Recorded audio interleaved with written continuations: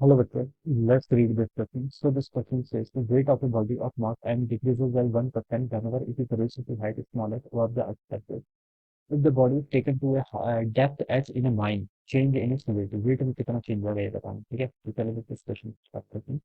तो we can write down the key concept of this question. देखिए weight पर change हो रहा है, weight पर change हो रहा है नहीं कि weight पर change हो क्यों रहा है पहले बात ये देखिए weight किसके इक्वल होता है मास इंटू ग्रेविटी के इक्वल क्योंकि जो आपका ग्रेविटी का फोर्स होता है और ग्रेविटी की वैल्यू क्या करती है आपकी वेरी करती है ठीक है तो हम लिख सकते हैं आपका इस क्वेश्चन का की कॉन्सेप्ट ना एक्सेलरेशन ड्यू टू ग्रेविटी लिख लीजिए एक्सेलरेशन ड्यू टू ग्रेविटी ठीक है एक्सेलरेशन ड्यू टू ग्रेविटी लिख लीजिए या फिर लिख लीजिए variation in acceleration due to gravity because of height ठीक है हाइट या फिर डेप्थ के कारण जो आपका वेरिएशन होता है ठीक है वेरिएशन होता क्या है देखिए बच्चों अगर कोई बॉडी आपकी अर्थ की सरफेस पर है अर्थ की सरफेस पर तो आपकी एक्सेलरेशन ड्यू टू ग्रेविटी क्योंकि उस पर फोर्स लगता है अंदर की तरफ ठीक है ये मान लो कि बॉडी जिसका मास है तो इस पर एक वेट लग यहाँ पर एम जी टेक पर ठीक है अगर ये बॉडी आपकी अर्थ की सरफेस से ऊपर चल जाती है मान लीजिए कि एच हाइट चलेगी सो दैट ये इसकी रेडियस मान लीजिए अर्थ की आ रहा है so that h is much much smaller than r ठीक है तो इस कंडीशन में बच्चों जो आपका वेरिएशन हो जाता है जी डेफ मान लीजिए आपकी नई एक्सेलरेशन ड्यू टू ग्रेविटी है तो जी टाइम्स आपका कितना हो जाएगा 1 - 2h/r के इक्वल जाएगा ठीक है this is the variation in the value of acceleration due to gravity ठीक है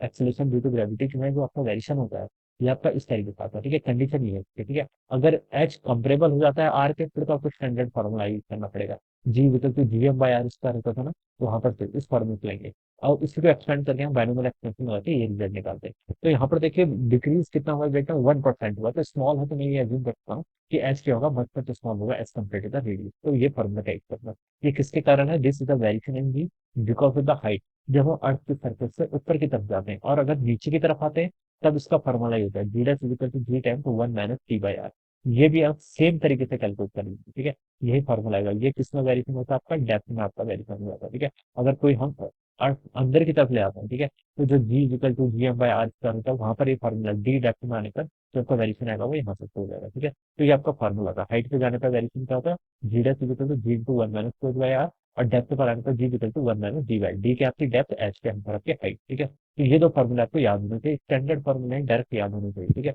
अब बोला गया कि weight of a body is equal to weight मान लीजिए अर्थ की सरफेस पर कितना होगा एम इंटू जी के इक्वल होगा ठीक है ये है ये डिक्रीज कर रहा है 1% तो 1% से डिक्रीज करने का मतलब क्या बच्चों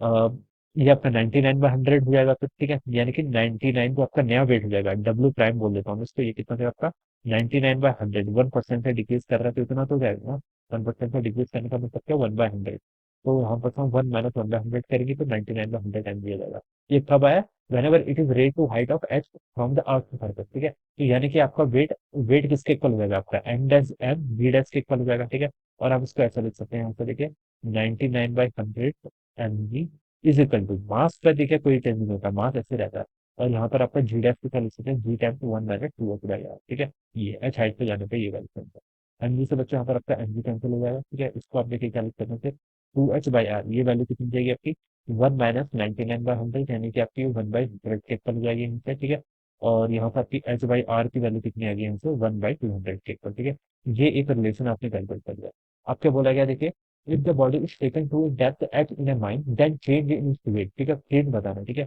अगर हम इसको किसी मायने में लेके आते हैं कितनी डेप्थ तक एच डेप्थ तक ठीक है तो देखिए जो आपको आपका नया वेट हो जाएगा उसको मैं डब्ल्यू डबल प्राइम मान लेता हूँ चलिए ठीक है इसमें मैं क्या लिखूंगा एम टाइम जी डैश ठीक है क्योंकि एम तो कांस्टेंट रहता है वेरिएशन किसमें होता है जी डैश में ठीक है और डेप्थ में लेके जाते हैं तो वेरिएशन ये वाला होता है G dash because G into 1 - D/r ठीक है तो यहाँ पर एम इंटू कितना होगा जी टाइम्स आपका 1 - D/r ये आपका वेट हो जाएगा ठीक है दिस इज द वेट इन अगर हम डेप्थ एच पे जा रहे हैं क्योंकि माइन का ठीक है सॉरी डेप्थ एच बोला मैंने डी नहीं लिख सकता एच लिख लो ठीक है यहाँ पर डेप्थ एच बोला गया डेप्थ एच इन माइन ठीक है तो चेंज इन टू वेट आपको यहाँ पर बताना ठीक है तो ये टर्म आपके यहाँ पर कितनी हो जाएगी ठीक है